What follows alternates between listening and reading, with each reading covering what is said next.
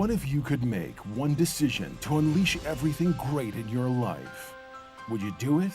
Would you say yes? Aren't you tired of your relationships, your health, and so much more suffering because you lack the truth you need to change? The life you desire is within your reach. You can achieve all the success, happiness, and prosperity you deserve by simply learning the secrets that lead to real personal transformation. Change is hard, but not impossible. You just have to make one radical decision to get real. And there's no better authority on the real steps to change than David G. Evans. Some men trust in chariots. Some men trust in horses. But we will trust in the Lord. David G. Evans is leading the charge to bring you the power to change your life.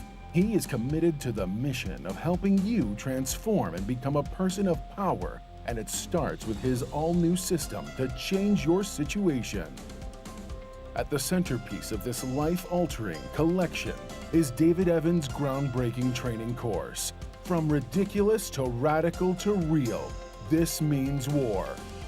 In this series, you will discover the steps to change. This series includes 2 powerful messages, each on winning the battle in your mind and cultivating a language of faith. That's 4 messages, 4 power-filled hours of material. If you want a better marriage, this series has the answers. If you want to achieve financial independence God's way, the secrets in this series will empower you to make it happen. If you want a life of power, anointing, and influence, this series will show you how to get it, and there's more.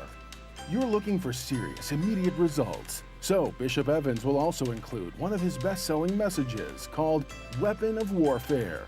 This classic teaching will build you up to start fighting in the spirit for what you deserve. This powerhouse collection, from ridiculous to radical to real, and Weapon of Warfare, will give you all the biblical strategies you need to change anything in your life. This collection will ship to you immediately with your gift today to David G. Evans Ministries. This ministry is revolutionizing the kingdom by empowering believers. Souls are being saved daily, and we need your help to grow this impact in a real way. Call now and sow your seed of just $35 for your transformation to help people around the world.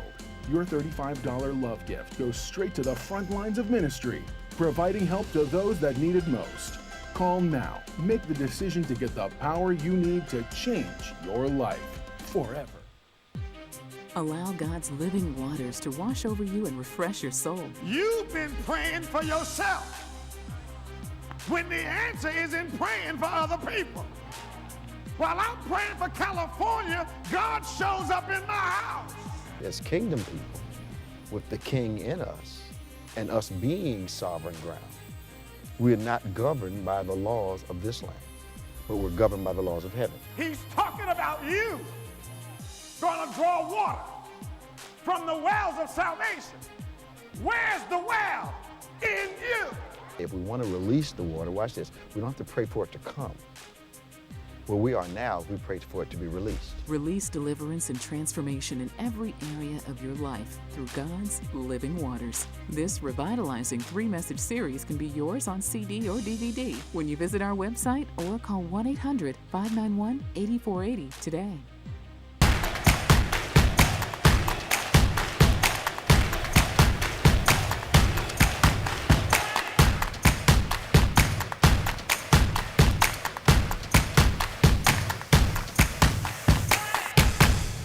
Well, praise the Lord, everybody. Welcome to On Point, the #1 Saturday morning Christian-based call-in talk show in America, live every Saturday morning from 9 a.m. to 10 a.m. Eastern Standard Time on any smart device. Simply type in at David G. Evans, the #1, at David G. Evans 1. You can see us and hear us around the world each Saturday morning from 9 a.m. to 10 a.m. as we talk about those things that are relevant to your life, but always from a kingdom perspective. So we talk politics, we talk sports, we talk major political, geopolitical, cultural events that we believe you need to have an understanding from a biblical point of view how to navigate life in this very testing and trying time that we live, understanding the valleys and the mountains, understanding the open doors and the closed doors, but we want you to have a biblical perspective on the things that are happening all around you. It's an Issacharian type of view where you understand the times and then know exactly what to do, as it says in the Word of God. Joining us this morning is another world-famous co-host, Reverend Richard White. Well, famous, I don't know about that. Good morning, Bishop. How you doing, man? I'm doing all right, Thanks for sitting in with us today. A lot going on. If you can help me with a little more volume in the headset, I would really appreciate it. A lot happening. So we've got some of the people that were at January 6th have gotten sentenced. Ironically, one of the men that was facing charges decided he was going to bomb the Obama house. Yeah, I heard that. Yeah, just amazing. New York City prosecutor drops over 300 convictions tied to arresting officers' crimes. The Oath Keeper leader got 18 years. 18. For January 6th. Yeah. Apple is the first $3 trillion company.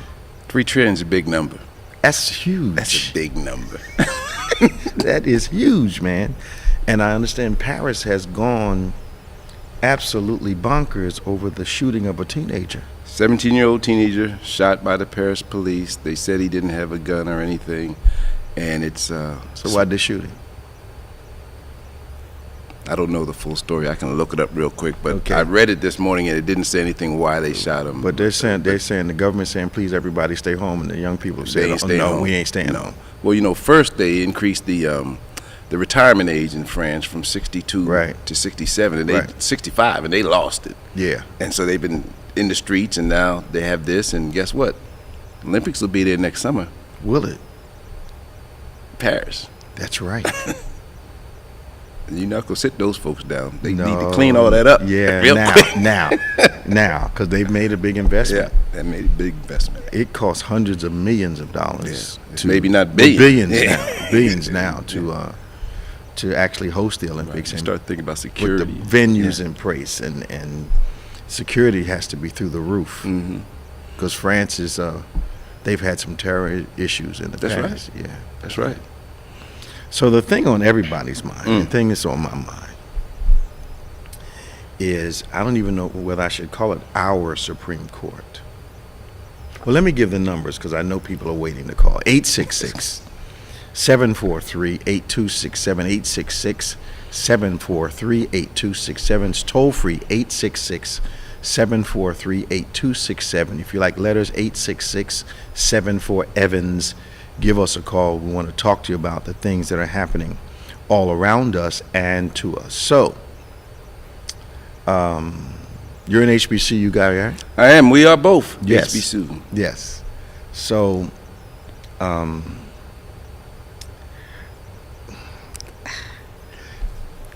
the hypocrisy of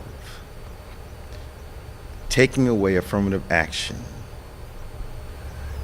and saying that race is not a considering factor in people's decisions, and basically floating the idea that the United States of America, which has more hate crimes than ever in history, specifically connected to people hating one another for race and religion.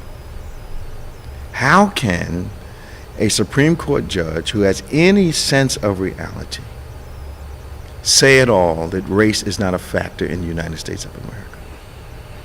The data doesn't lie, like I always used to say, and the data is very clear. Okay. That these laws were put in place on purpose. And the reality is they haven't even met the need that they were put in place for. No. And now they're taking it away. It was as though they are suggesting that these particular laws were made up not as a reaction, but just some people wanted them in place. Well, maybe because the LGBTQ thing that happened yesterday, they find out that the whole legal issue was theoretic. That it never happened. Exactly. And the Supreme Court is not supposed to rule on things that are not factual and real. Exactly. So they created this law or this ruling based on something that never happened, and there's nothing anybody can do about it?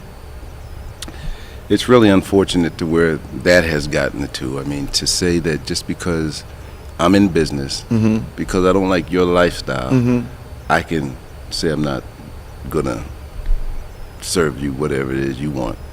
It's all the way back to you can't eat at this lunch counter. That's right. That's what it is. This stuff is not disconnected. This is not disconnected. It's fully connected. And I hope what happens is that people that think, okay, this is not going to impact me, get the real idea that it is going to impact them. That this thing is not disconnected. That the Asian community, the Hispanic community, the African American community, the immigrant community is all in this. We don't have to give you guys any consideration. That's right. And the foundation of this affirmative action case, of course, as you and I discussed yesterday, was the cases that were brought forward against Harvard and UNC by Asians. Yes. Who have benefited from all the civil rights laws that were put in place. Absolutely. You know, and now they're saying no. So that's the dichotomy of the entire situation. It's just, first off, if they don't like affirmative action, then Harvard should not admit anyone's son who's a horrible student just because their dad or their granddad went to the university. Yes, that legacy, that, you know, or just, you know, my dad's name's on the building, so I flunked out of high school, but you guys going to let me on a special program. If that's not affirmative action, I don't know what is. I know I'm not Pastor Nick, but I think Pastor Nick would say legacy money is real money. That's right. That's right. That's right. That's right. I'm looking at. I don't see a conspiracy, but I do see a pattern. So you can't come to the major universities, which is going to push people to the HBCUs. But most HBCUs are underfunded by the states that they're in. No, you're right. I mean, when we were on the board in Lincoln, I mean, you all did a wonderful job. It was right around the time I got there, just getting the money from the state that was going to Penn State and Pitt and the state colleges, that Lincoln wasn't getting their fair share of the money. So out of the 107 HBCUs that teach 230,000 kids a year, which represents, you know, about 7% of the folks, black kids that go to school. So you figure there's about 2 million black folks going to school, which doesn't seem like a big number out of 360 million people. It's not. The black HBCUs have 230 of them, 230,000 of them. Right, and the money that is flowing, that has been flowing to the predominantly non-black institutions is a lot larger percentage than the ones that are. So you're going to see this overflow, I think, of application. But the reality, Bishop, is that the education is real. You know, whether I study chemistry, if you learn the subject, it doesn't matter where you go as long as you know the subject. As long as you know the subject. You got to know, if you know the subject. And have competent teachers. And have competent teachers. But this thing just opens up so many things. Like, we're talking about our kids, you know, your grandkids and my kids and their kids. And we know the struggle. We understand it, right? Our kids really don't understand it, and their kids won't understand it. And we have to educate them, because this thing will jump up on your face, and it's going to go well beyond just interest in the university. I think it quite naturally gets over into corporate life. Corporate life. I think hiring's going to be impacted by this. I think that you're going to see some companies get bold and say, well, we don't want to be restricted to having to be that equity and DEIB. Diversity, inclusion, equity. And belonging. Because they've got huge departments that now, and good money budgeted for this equity stuff. And I'm looking for a lot of corporations to pull it back. Yeah, and for most corporations, I think it differs in the philosophy. If you're a B2C, which is a business to consumer organization, you have to have some level of diversity shown, because you want folks to purchase your product. If you're a B2B, which I've been in all my life, it doesn't matter. It doesn't really matter. No, they don't care about that. But I see the mindset. Some corporations feel like they were forced into equity. So I see now, okay, we don't have to do that now, even though there's been no real legislation about that. But now that it's been said it's unconstitutional, people are going to get a hold of that. And here's my issue. I don't know what the present administration can do other than expand the court. Yeah, I read something this morning saying that he was hesitant to move in that. That doesn't mean he won't change his mind, but it seems like he's hesitant to move in that direction because those folks are young. Yeah. There's a lot of the three that were appointed by the former president. They're not going nowhere no time soon. I find this Supreme Court to me feels a little out of control, in the sense of out of control as it relates to their concern for the people that they oversee in the country, not out of control as it relates to their doctrine. I think they're doing exactly what they want to do. Yeah, it feels like they've taken the privilege to another level, because at the end of the day, whether it's affirmative action, right, whether it's a student loan debt problem, which was $430 billion. Wow, that's a lot of money. Yes, it is. Not for the United States of America. Right. And the average student loan debt was only $20,000 or less. The average student loan debt. There's more than that, but the average is $20,000 or less. Or this LGBTQ thing, we're talking about drops in a bucket. This is not stuff that is driving significant issues in the country. It's not the things that we should be focused on in the country. You know how many folks, I'm sure you get them too, that are calling us saying that we know from outside of the country and from around the world, saying, what y'all doing? What y'all doing? Well, here's the problem, and I've said this for years. If it's going to help people,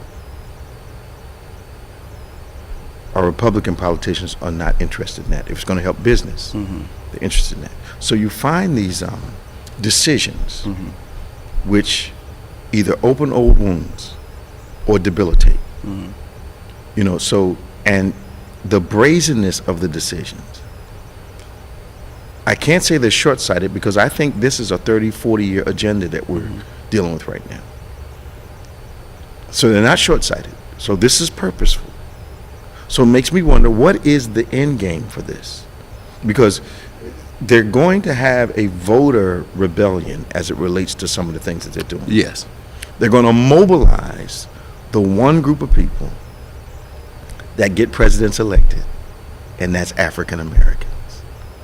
When they come out, when we come out for a presidential election, who we choose wins every single time. That's right, and I think you're seeing that. You'll see that in the LGBTQ also.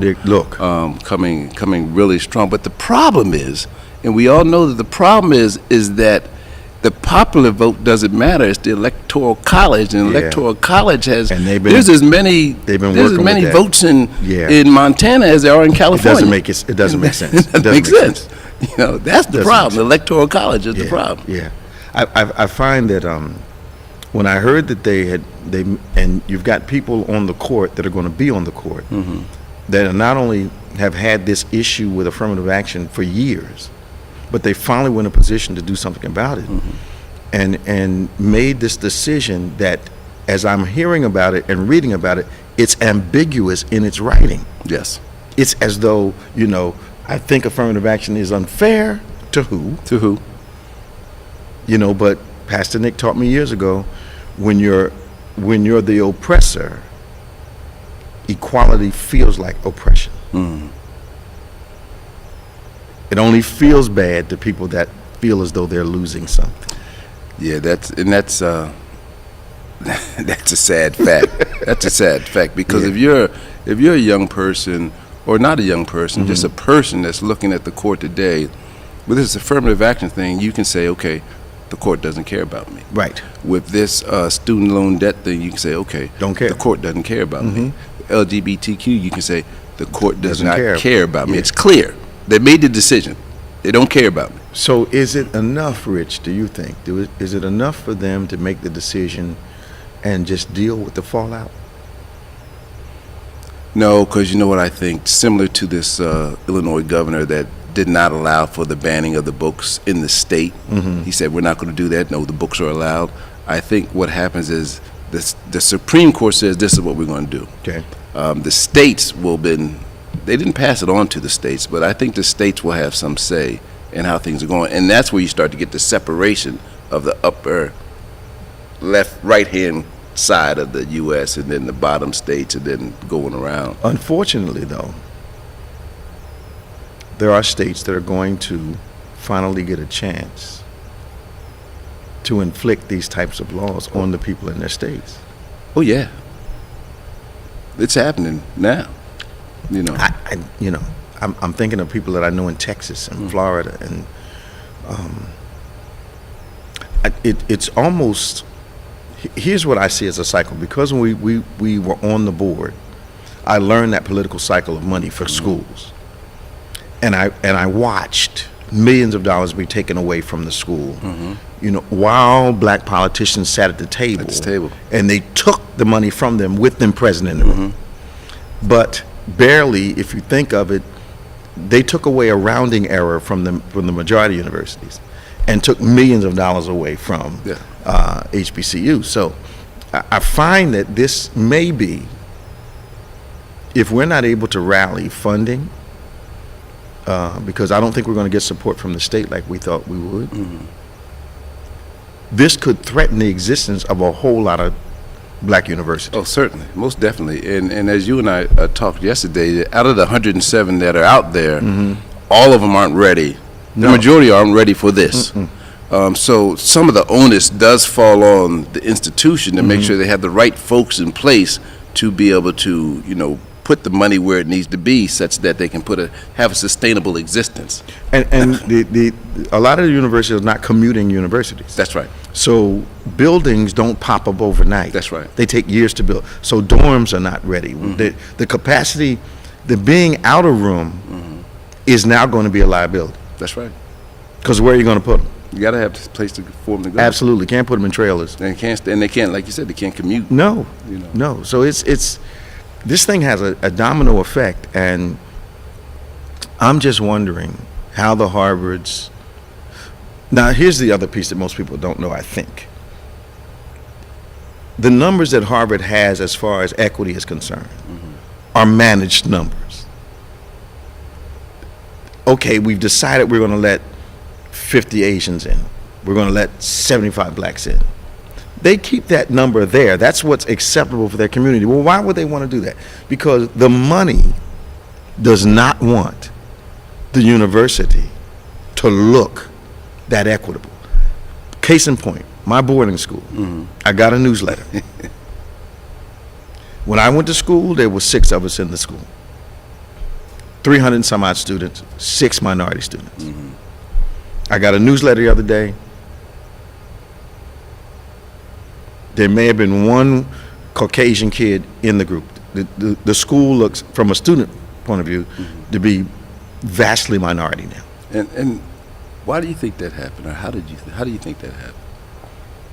I think that somewhere along the line, the school started liberalizing its doctrine, because when I went, not only was we were in a vast minority, but it was racially tense. So we were there to. They didn't want him there. That's what. Yeah. So here I come, a student, hard to deny. Yes, the only qualification I had to have, I had to come from a broken home. Yeah. So mom and dad were divorced, so I qualified. And mom still had to pay, some money, but didn't have to pay the full rate. Right. And but the school was racially tense, and it didn't start when I got there, and it was an accepted environment. Even though the school was great academically, the headmaster appeared to be a liberal, but he had put up with a condition that had been going on for years. My brother went there, lost his identity, because he wouldn't fight. I went there, and I'm like, oh no, it's not going this way. Yeah. And some people think because I had that experience that I have anything against the school. I don't. It just was that in my class and the time I was there from 67 to 69, I became the H. Rap Brown of the school.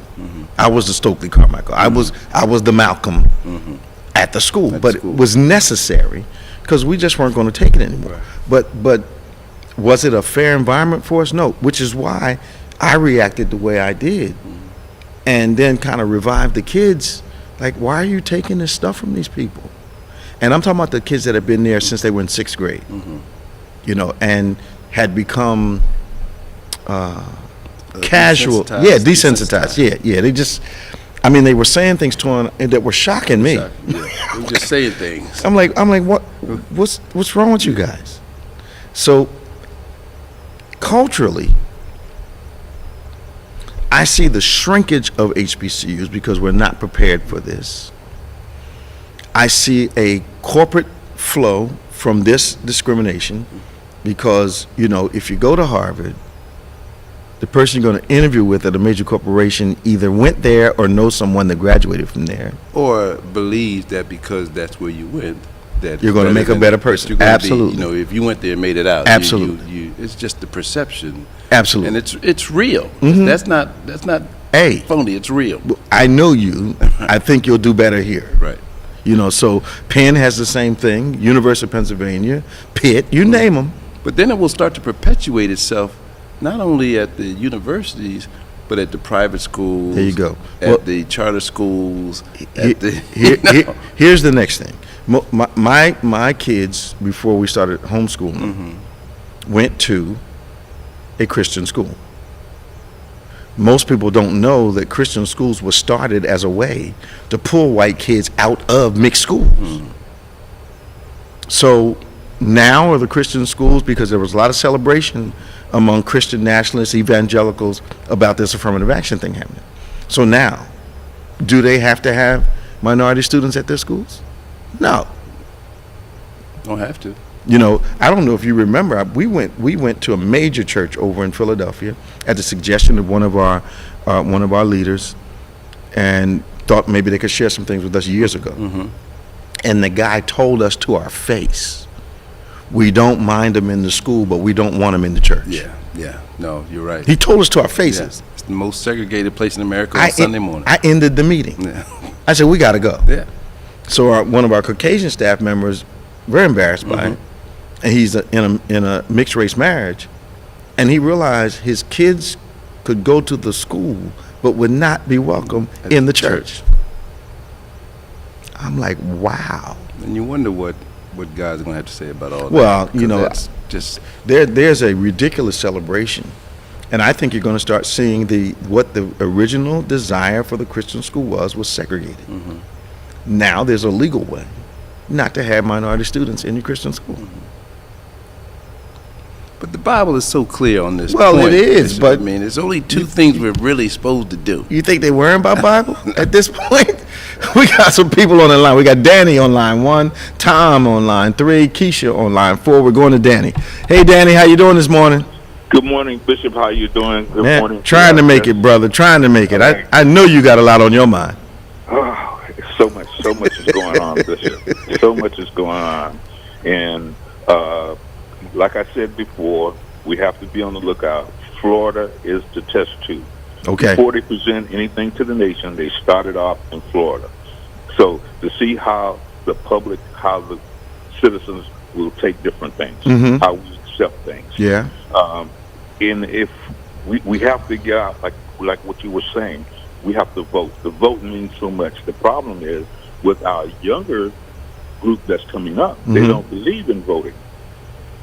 And like I talk to guys at work, you know, tell them get registered, get ready, you know, and what have you. Now you can see it.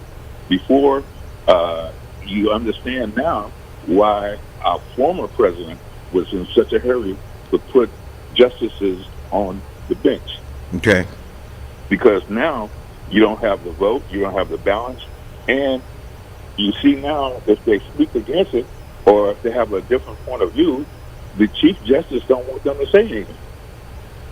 I just found it amazing that when I hear Supreme Court, the name of the court suggests balance. Balance. That's what it suggests. And the Department of Justice, the lady with the balance. Yeah, she got the scales in her hand. She got the scales in her hand. Yeah. It suggests that balance, you know, that you're going to get decisions that are blindfolded. that are not blindfolded Right, also blindfolded and also. blindfolded. Exactly. You know, so I'm not seeing you. I'm Basing it on facts. You know, And justice, and what the meaning of justice is. But evidently that's been skewed too. Right. So you've got judges in the Supreme Court making decisions based on their personal feelings and long-term agendas as it relates to personal effrontery. Like, how badly does Justice Thomas hate himself? Why is it that it appears to me that everything he does, virtually everything he does, is in rebellion to his roots? He was raised speaking Gullah, which, for those who don't know, is the South Carolinian dialect. Mm-hmm. He's clearly black. Mm-hmm. He's experienced discrimination. Mm-hmm. Affirmative action has helped him, and he wants to deny who he is. It's incredible. Yeah, it really is. He wouldn't be where he is without affirmative action, or the affirmative actions of some individuals. That's right. That's right. Because he didn't have to sue anybody to get anywhere, as I remember. No. And then the thing that bothered me is that you have the Chief Justice where he said that we don't want the public to perceive us this way or that. And when you think about it, you already been exposed. You're accepting gifts, money, what have you, from donors, and say that it's okay. He's both Alito and Thomas are living in bubbles. You hear me? Yeah. And the bubbles in their head. Right. And for them to say that we're not saying there isn't a need to have diversity, but to mandate it is not constitutional. That's wrong. Makes no sense. The Constitution absolutely contradicts that statement. It makes no sense. Of course it makes no sense. Because they woke up the other morning, there really isn't a race issue. So how Thomas says that because he's on the Supreme Court. Mm-hmm. How the heck did you get there? Who paved the way with their lives for you to get there? Let him walk into some places. Yeah, look, I work in Charleston, South Carolina. Let him walk into some places and folks don't know he's Clarence Thomas. See if they care. Question, Bishop. I'd like to ask a question. Yeah. How many years did it take them to realize that blacks did not have equality in the nation, and we had to make laws so that we would have equal rights? They knew it's in slavery. Okay, now you have people all of a sudden, we realize now you want fair to this other group. So to make it fair for everybody, that's what they say, we're going to roll back these laws. The issue for us is that there's a lot of my Asian friends, a lot of my Asian acquaintances don't consider themselves as minorities. Mm-hmm. A lot of my East Indian friends don't consider themselves as minorities. A lot of my Hispanic friends don't consider themselves minorities. They look in the mirror and consider themselves as Caucasians. Mm. Very true. So it is intrinsically self-hating to look yourself in the mirror and think you're something that you're not. Right. It's self-loathing. That's what it is. So Thomas, you can't get no blacker than him.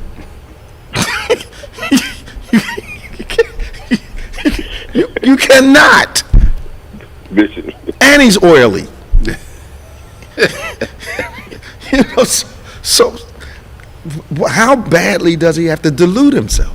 Yeah, and the reality is, regardless of what your preference is, being black is different than anything else. Absolutely. Because you are seen. It's polarizing. You see it. You know, there's no hidden. There's nothing hidden about it. You are, it's very seen, and folks don't understand it. But the reality is, folks don't understand the history. They don't understand that how we came here. And I had a very intelligent young lady in my office last week, and we were talking about the African American Museum in Charleston that just opened up, and had the opportunity to go through all the ceremonial stuff last week. And I said, there's no way I would be sitting in this office, or let alone at our plant across the street, 50 years ago. She said, well, me neither, because she's a woman, right? I said, you've missed the point. I said, you missed the point, dear. You were not brought over here on your back on a boat for 90 days chained to somebody else. Yeah.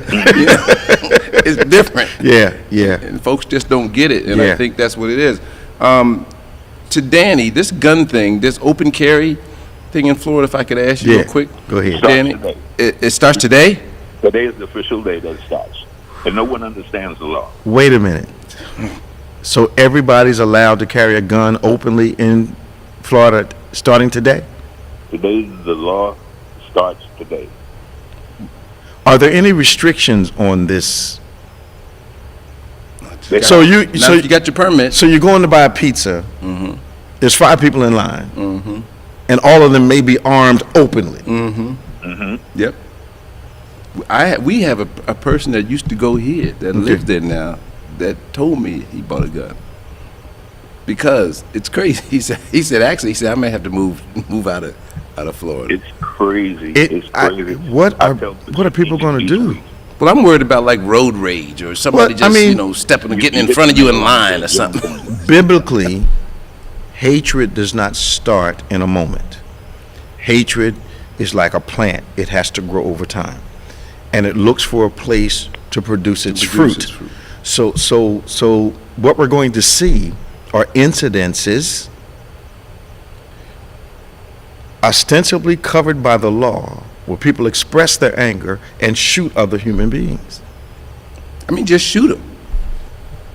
I felt threatened. And it's ridiculous. With all of this, when you look at things that are happening, like stand your ground. Mm-hmm. Florida is the one that started this stuff, this craziness, where you were allowed to go ahead and do. People do not talk anymore. If you step on somebody's shoe, you step on their nights, you bruise it, I have a right to shoot you. That's the way they feel. That's incredible. Or like you said before, road rage. You bend the bumper, so you kill someone because they bent your bumper. And then they come to turn around, you don't have no insurance. It's the real reason why you're mad. You don't have a driver's license. Shouldn't be out there in the first place. But you can carry a gun openly. You can carry it open. You can shoot someone. Wait a minute. Well, let me ask you a question. So this open carry thing, you still have to go through a licensing process, right? Supposed to. Okay, as I explained to Bishop 2 weeks ago, we had an incident on the beach where you had a shooting. Okay. The last holiday that we had. And when the dust cleared, there were 5 guns on the ground. Okay. Now, who did they belong to? No one seems to know. I remember that. But they were all stolen handguns. Stolen. So that's why they left them on the beach. Right. And one bishop came from Texas. Incredible. Incredible. So the last thing I'm going to bring up is that they talk about safety in schools and what have you. The point is missed. Totally missed. We don't need all these automatic firearms and stuff like that. Not in school, no. Not in school. But Danny, with the verdict, that came out yesterday with Scott Peterson, the deputy in the Parkland, Florida shooting that was found not guilty, is that then going to perpetuate parents? Say, okay, well, if you're not going in, I'm bringing my gun to the school. I'm going in and get my child. Since the police didn't do it, I don't know how that's going to. But this is Florida. It happened in Florida, right? Yes, I believe you had a parent in Texas. They would not let her go in to get her kid. She went in and pulled her kid out when the officers refused to go. That's why you look at the situation with the schools. All schools are not the same. The campus is different. That's true. In each different one. That's true. Some have 1 building, some have 10 buildings. That's right. How can you have 1 resource officer to patrol that whole campus and know exactly what's going on? Eye candy. Yeah. It's just window dressing, that's all. Perception. Assumption of safety. Yeah. Thank you, Dan. Okay. Talk to you now. Bye-bye. Okay, God bless you all. Bye-bye. First Sunday tomorrow, right? Yes, sir. You're right. Okay. See you then. 866-743-8267, 866-743-8267, 866-743-8267. Give us a call. We're going to Tom here in Fort Lauderdale. Hey, Tom, how you doing, man? Good morning, Bishop. How you doing, Reverend White? Thanks for your patience today, man. Hey, hey, Bishop, a lot of things in Florida. Before I talk about guns, today a lot of things went into effect. School vouchers, restrictions on foreigners picking crops, which is going to stop the economy. But with the guns, the only qualification is you have to get it legally, and once you have it legally, it has to be concealed. You can't walk around showing it. As long as it's concealed, you can carry. Okay. So you take me back to what was the logic behind foreigners not being able to pick crops? What's the logic behind that? Crazy logic, because he's getting a backlash all week on the news. They're showing farmers who are talking about how they will pay people $15 an hour plus bonuses, and they can get no workers. And they want some restrictions on the governors signing this bill, because nobody's going to have watermelons at the end of the year, because nobody's going out in the fields to get them. But what was the governor's purpose for the law? I think try to out-Trump Trump. I think this is a thing where he thought that it looked good on paper, but he's getting, I saw a couple exposés, a couple farmers on our local news are showing where they are not offering minimum wage, they're offering decent wage. And the comment was, there's no, and he said white or blacks, no Americans are going to go out in our fields and pick these crops. And they're showing literally this week people packing up, going to Georgia, South Carolina, and other states where they won't be threatened with deportation. Wow. That's going to hurt Florida's economy. I think after next week, the governor's going to have to think of some way to get around it, because it's going to hurt a lot. This is the time of year, and literally they're showing they have thousands of acres with nobody in them. No, he's right. Wow. I'm looking right now. It says Wow. up to 2.7 million immigrants made up 26% of Florida's labor force. What was the goodness in that? And they are packing and rolling out. Because I think it's Their kids are trying to citizens, but Trump- they're not. Yeah. Unbelievable. outdo Trump. Unbelievable. Bishop, changing back to what we talked about earlier. Okay. I heard Mike Pence say 50 years ago, we needed these laws with affirmative action, but we've come past that now. and I think some people may believe it. That's ridiculous. Totally ridiculous. And Bishop, you said something, and I'm guilty of it.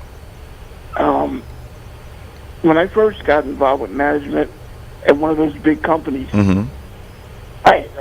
you were Malcolm X and all that. I wasn't. It took me a while to get my legs to where I felt confident enough Sure. to voice my opinion, or at least, and I'll tell you, when it started, I had people tell me, "Hey, Tom, you don't sound like those other folks." I'm like, what are you talking about? And but at first, I would just let it go over my head. Yeah, you're acceptable. One day, listen, everybody I went to school with, and everybody in my circle who looks like me sounds like me. Yeah. And that's when I first decided to say, subtly, you're not going to go there. Yeah. Yeah. Thanks for calling us, man. Yeah. Talk to you soon. Bye-bye. All right, take care. Bye-bye. We've got Keisha from Elizabeth, New Jersey. We've had Pastor Shy from Jersey City. Let's go to Keisha. Hey, Keisha, how you doing? Keisha. Good morning, Bishop. How you doing? All right, how you doing today? I'm good. Good morning, Pastor. Reverend Rich. Good morning. What I wanted to say was, I try to catch your sermons on Sunday mornings, which I do anyway. But I need I have two prayer requests. Okay. This past Monday, I lost my aunt. Okay. And the second one was a good friend of mine that knew my whole family, and she passed away also. Okay, so your aunt and a good friend of yours. Yes. Okay. So we got the funeral is coming up this week. Next week, I mean. Next All right. week. I'm gonna pray for your strength. So, you okay. know, and one more question. Okay. Do you have to be a certain age to vote? Yeah. Oh, okay. Okay. Of course. I just wanted to tell you, and I'm going to hang up because I know I'm a talker. All your sermons that I listen to, just like I told you, always, they always encourage me to keep me strong and everything, Good. Because even though I grieve now and then about my mom and sister, but I thank God for how he just kept me and, and everything else. So I'm just asking you to, to keep me up in your prayers. And, Absolutely. And I will continue watching your powerful messages. Thank you, honey. You have a good You're day welcome. here. You have a good day. Bye-bye now. Bye-bye. Going to Pastor Shy from Jersey City. Good morning, Pastor. How you doing? Good morning, Bishop. And I'm sorry, I don't know the other brother's name. I want to say good morning. That's Reverend White. Richard White. Reverend White. Yeah. Good morning. Good morning. We're going to start calling him Mr. Clean, the second Mr. Clean. Come on now. Come on now. Well, listen, I just had, two thoughts I wanted to share and get your opinion on. Of course, the first one is this affirmative action ruling. One of the things that comes to my mind, man, it just seems like in this nation, anytime the black struggle is brought up, it seems like if it's to benefit black people, our struggle is diminished. But then other people and other organizations use our struggle to push their agenda. Absolutely. And then so you just answered my question on that. And then the other thing too is just wondering, how have you handled in this climate dealing with white brothers and sisters who have the mindset, almost a Republican, not all Republicans, but this mindset, like video went viral this week of a dude saying how slavery was abolished in America, not through protests, but through black people who humbled themselves and just sought the Lord, turned from their wicked ways to the slave master, built them a church, taught them the word of God. How do you reconcile, man, deal with Christian brothers, man, who have just seem to be blind when it comes to black issues? Well, I tell you, I've had the experience of being in a lot of environments where I was in the vast minority. A lot of circles with preachers, a lot of preachers that we've had here over the last 30 years. And I've had to let go of a lot of relationships based upon the coming of the President Trump and what it revealed about people that were around me. Good morning. You guys, you're in my stuff. Pastor Shah, you still there? Yes, sir. I'm right here. You know, so what happened for me, now this is a personal experience, is that people that I thought I had real relationship with were actually hiding behind the facade of being open and more broad-minded than they really were. So a lot of people that came here were here not because they loved us so much or cared for us, but was opportunity. And when the politics changed with the coming of President Trump, the real personalities emerged. Right. And what had to happen is I had to change those relationships. And I mean, they were long-term. You know, sometimes you can be friends with someone and they're not the same kind of friend with you.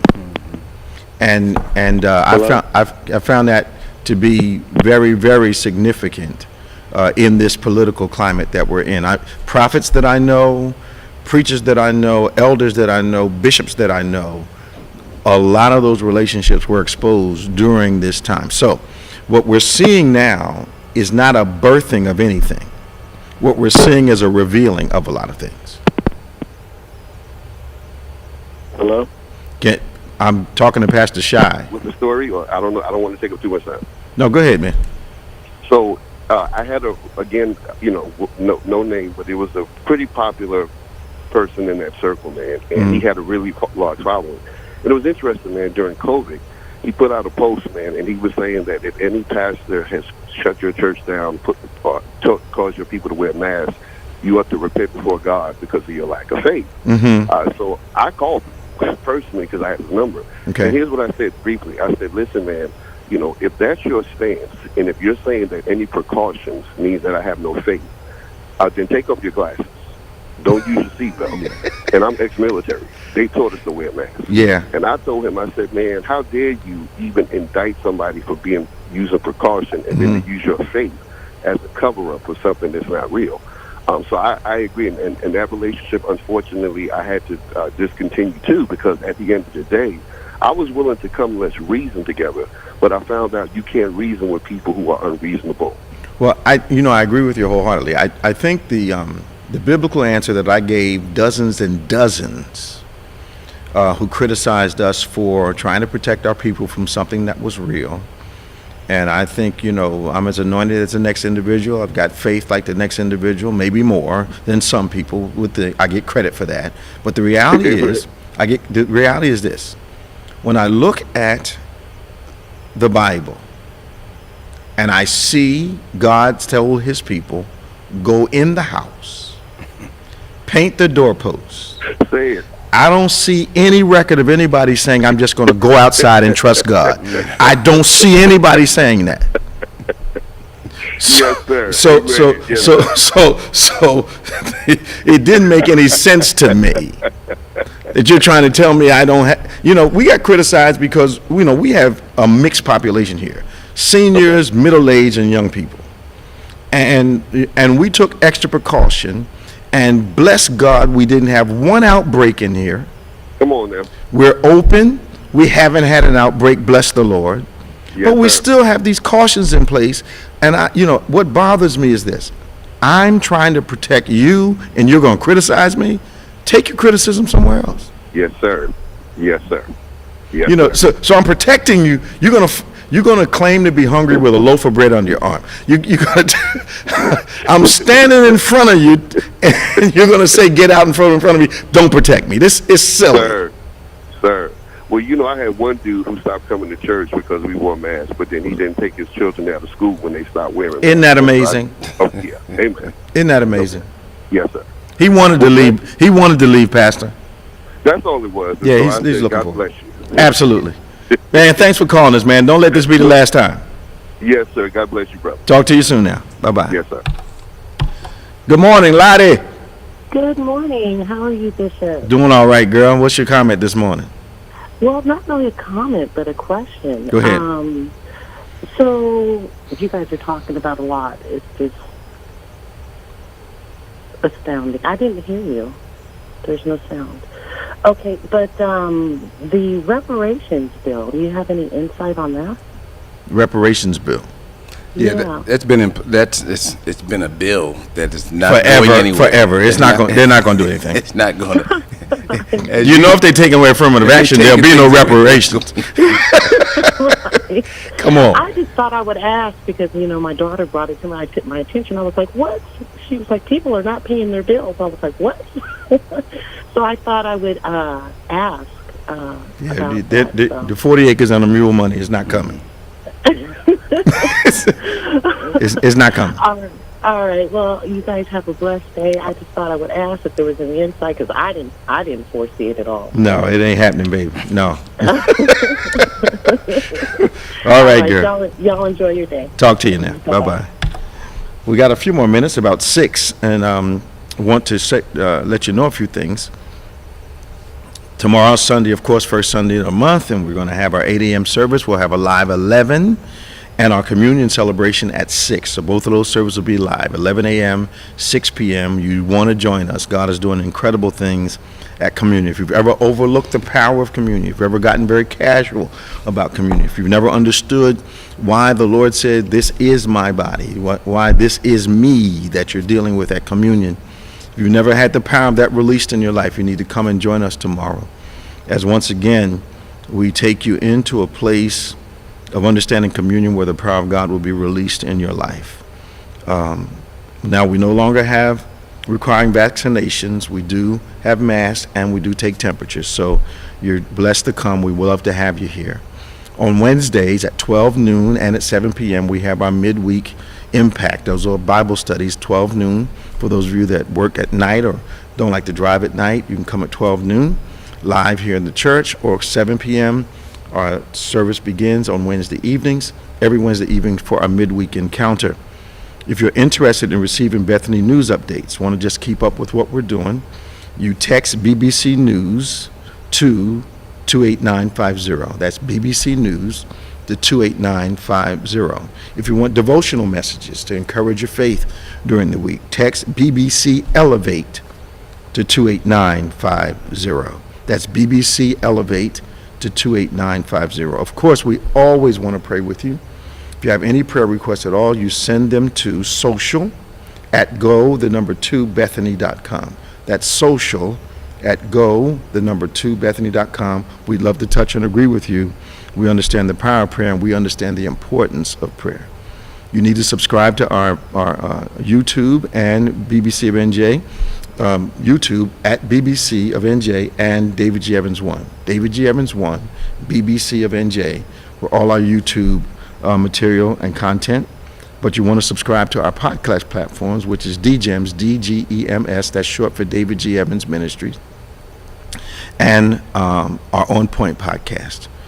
Well, Rich, we got about 4 minutes. Now, the president came out yesterday, and I'm not sure if there's any response he can have to this affirmative action. If he's going to leave it up to the conscience of the nation, the Supreme Court has, in a moment, produced about 50 years of regression. That's correct. He says he's going to try to do something about this loan thing. But I think the biggest thing he needs to do at this point is make sure that everyone has a legal right and access to voting in election. I think that is a neglected, important piece that they have not addressed. And I think it should have been addressed one of the first things that when he got in office. But now I think there's going to be a vital need for people that are minorities to be able to get to the polls uncontested. We cannot go through another election where the only time the election is legal is if I win. But I think they've started a tsunami. I actually do think they've started a voting tsunami. Yeah, I think so too. But which is why what you just said is so important. You know, we got all these things that did come from the Supreme Court, but why didn't, equal access to voting capability come before the Supreme Court? Why has that been regulated to the states to handle how their voting is administered? Because that is a right that they can't take away. It's a constitutional right. Although they still have to vote. That I think the government should influence. Yeah, they should influence, Because whether it's mail-in, walk-in, you have to be able to vote. And that, as Keisha is 18 years old. Keisha, 18 years old to vote. Yeah. you gotta vote. You have to vote, because by voting you can change the format of what you see. Now the Supreme Court's not going to change. No. But there's a lot of other things that can change. But we can see what the hindrance has been, whether it's been Mitch McConnell not allowing President Obama to get his Supreme Court on, but him him fast-tracking all three of Trump's Supreme Court justices. Yeah. Those things are systemic issues that can only be really rectified through changing those folks that are in. I wonder sometimes if the voting population is only in touch with how they feel about an issue and not really in touch with how their politicians stand. I think folks are just trying to live. Okay. Because some of them are voting against their best interests. Yeah. They have people in office continually that are not looking out for their best interests. And don't have a perspective of the things that they're dealing with. Well, because they keep them focused on race. Yeah. And when you're focused on race, at times, once again, if you are someone that feels like you're being displaced, equality is a threat to you. Yes, it is. So I just wonder. Anyway, thanks for joining me today, man. It was great. I appreciate it. Good to be here. Always good to see you. Appreciate you being here. We're gonna start marketing you as Mr. Clean. Richard White, longtime acquaintance of mine, and Reverend White, longtime friend of mine. Over 30 years. He's my pastor, but he's my friend. Yeah, Mr. Clean used to sing those gospel songs, man. I know you talking. Yeah, I know you, but I can't sing. Well, y'all, thank you so much for joining us. This has been On Point, the #1 Saturday morning Christian-based call-in talk show in America, live every Saturday morning from 9 a.m. to 10 a.m. Eastern Standard Time. I want you to remember, join us tomorrow at 8 a.m. for our virtual service, 11 live in our building, 6 live in our building. I want you to remember this for Reverend Richard White. I'm Bishop David G. Evans. Faith acts like a thing is so, even when it's not so, that it might be so. God bless you, and I'll see you next time on Point.